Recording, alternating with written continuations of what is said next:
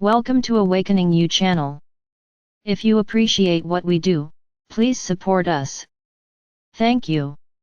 In my life there has been no greater challenge than the challenge of relationships. I am speaking here now of romantic relationships, although all of my relationships, parental, familial, personal, business, have been a test for me from the very beginning. I suspect it has been this way for many others as well. Perhaps, for most others. For me, this has been because I never really understood the real purpose or the true meaning of relationships. I didn't understand how they worked, or how to get them to work. I didn't know what they were for. I only knew that without them I was miserable. I've had multiple marriages in my life, and that is not something I brag about. 2 of my former wives died early in their lives, both after our relationship ended, and I will always regret the sadness and the pain that I know I caused them. I wish I could go through the rest of my life without hurting anybody. I know now that I don't stand a chance if I don't know and understand the purpose of relationships from the ground up. Unfortunately, there's no school that teaches these things. You can't take a high school class in Relationships 101. It's hard to even find such studies in college. We think we're teaching it in social studies, but that's not even scratching the surface. It's going nowhere near the real issues. We have to keep our schools as non-controversial as possible, passing on to our children only that with which everyone agrees, and so we pass on no grander wisdom at all. Only when conversations with God came along was a door finally thrown open for me. Only when these dialogues occurred was I at last given a beginning grasp of the true miracle and the true gift of relationships, much less a strategy for how to negotiate them. And I must say that CWG turned all of my previous understandings of relationship, limited as they were, upside down. Because CWG said things about relationships that were the exact opposite of everything I had ever heard before. For instance, the startling statement, relationships work best when you always do what is best for you. All my life I had been taught that the way to make relationships work was to do what was best for the other. And so, I'd been going around trying to make the other person in the relationship happy, trying to make the other person satisfied, trying to make the other person glad, and fulfilled, and complete. Now along comes this book of messages from the divine telling me that I've got the emphasis all wrong. It is me that I'm supposed to worry about.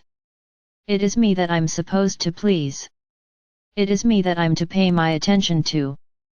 Fascinating. CWG says that there are only 2 questions to ask when considering a romantic relationship: where am I going? Who is going with me? And the important thing, CWG says, is not to reverse the order. All my life I had been doing that. Who is going with me? I would ask, then I would decide where I was going. Or, more accurately, where we were going, which was, more often than not where I thought that I was going to be going. In relationships, it's important to keep things going well by going where you were going to be going. If you're not going where you were going to be going before the relationship began, then you may not know where you are going and the relationship may soon be going to hell. What this little play on words means is that we had better not give up who we are in order to make a relationship work, because all we will do is lose who we are, and the relationship will not work anyway. You cannot abandon yourself in order to find yourself.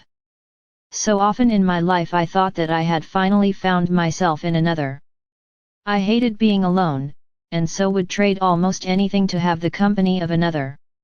What is understandable is wanting the company of another. Humans are social creatures. We do not do well in isolation. That is because we know, intuitively, deep down inside, who we really are, one with everything and everyone, and we wish to experience that. What is sad is wanting the company of another so badly that we give up the company of ourselves. That is, we disappear ourselves so that another may appear. I did this over and over again in the first 5 decades of my life.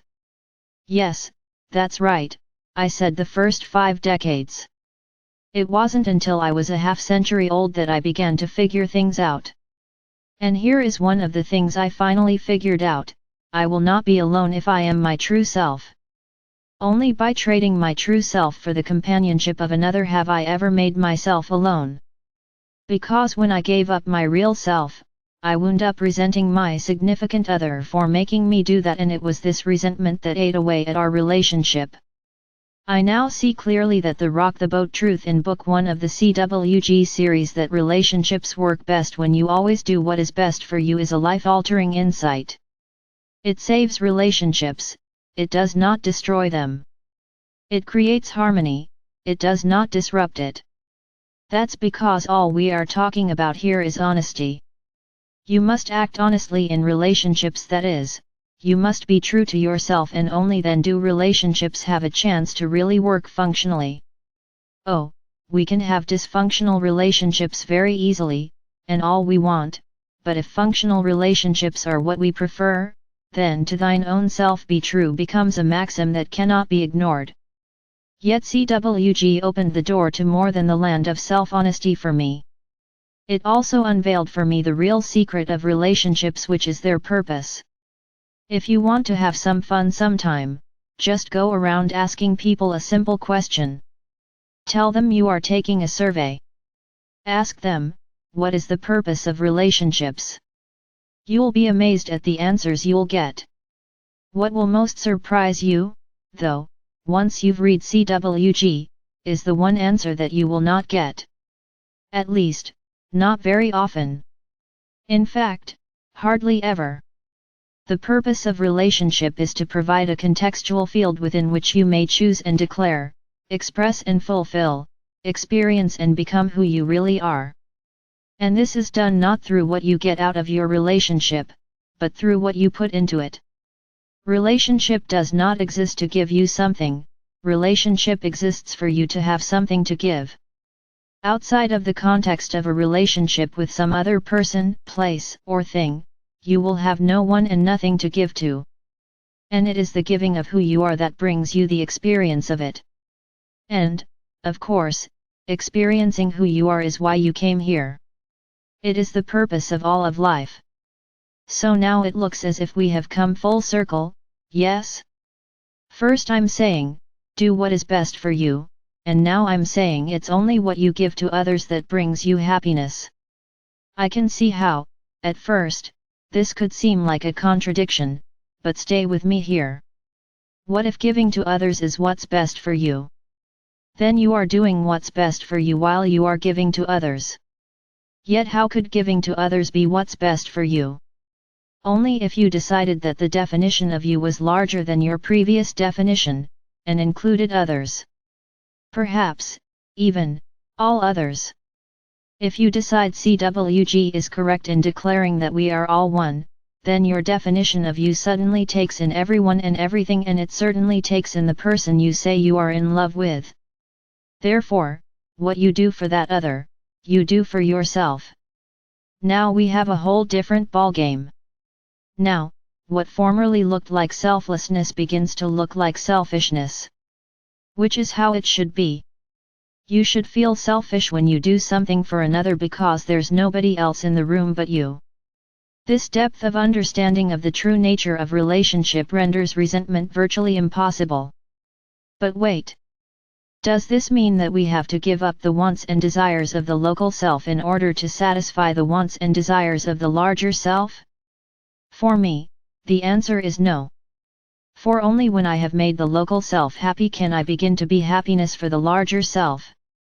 That is why self-honesty has become so important to me. I have to be honest with my local self first, and act in accordance with what I know my own truth to be, before I can even start to think about moving out from there to the larger self. Interestingly, this is what the larger self wants.